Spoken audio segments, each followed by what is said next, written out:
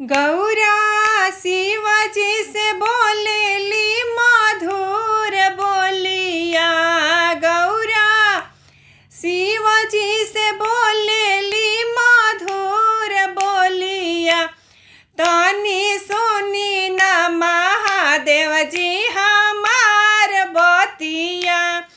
तनी सुनी न महादेव जी हमार बतिया। गौरा शिवजी से बोलेली मधुर बोलिया। गौरा शिवजी से बोलेली मधुर बोलिया। तनी सुनी न महादेव जी हमार बतिया। तनी सुनी न महादेव जी हमार बतिया। शिष्या के दिहनी भोला पूड़िया मिठाई हो। सबका के दिहनी भोला पूड़िया मिठाई हो। अपने पिहिला काहे भांग भंगिया आहे। अपने पिहिला काहे भांग भंगिया। तनी सुनी न महादेव जी हमार बतिया। तनी सुनी न महादेव जी हमार बतिया। गौरा शिवजी से बोलेली मधुर बोलिया। गौरा शिवजी से बोलेली मधुर बोलिया। तनी सुनी न महादेव जी हमार बतिया। तनी सुनी न महादेव जी हमार बतिया। शिष्या के देनी भोला महला दो महला हो। भक्तों के देनी भोला महला दो महला हो। अपने राहिला काहे पहाड़ ऊपर आहे। अपने राहिला काहे पहाड़ ऊपर।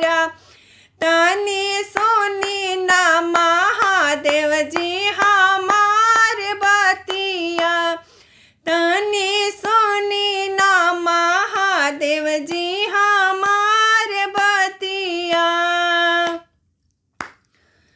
शिष्या के देनी भोला पियारा पीताम्बर। शिष्यन के देनी भोला पियारा पीताम्बर। अपने पेन्हिला काहे मृग छलिया आहे। अपने पेन्हिला काहे मृग के छलिया। तनी सुनी न महादेव जी हमार बतिया। तनी सुनी न महादेव जी हमार बतिया।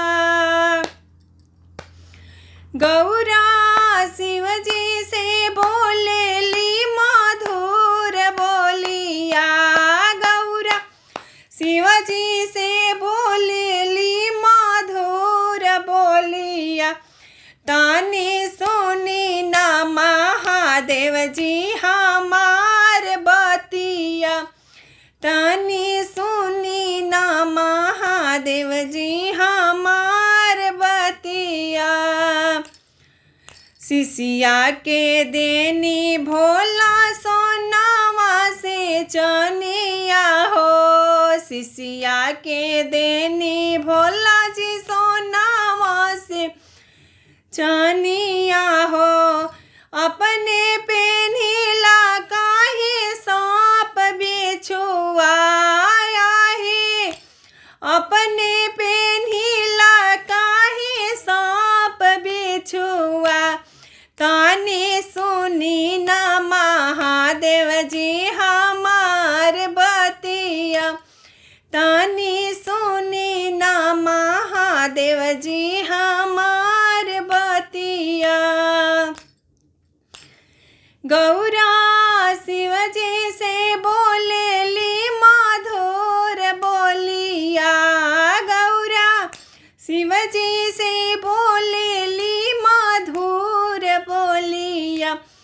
तनी सुनी ना महादेव जी हमार बतिया। तनी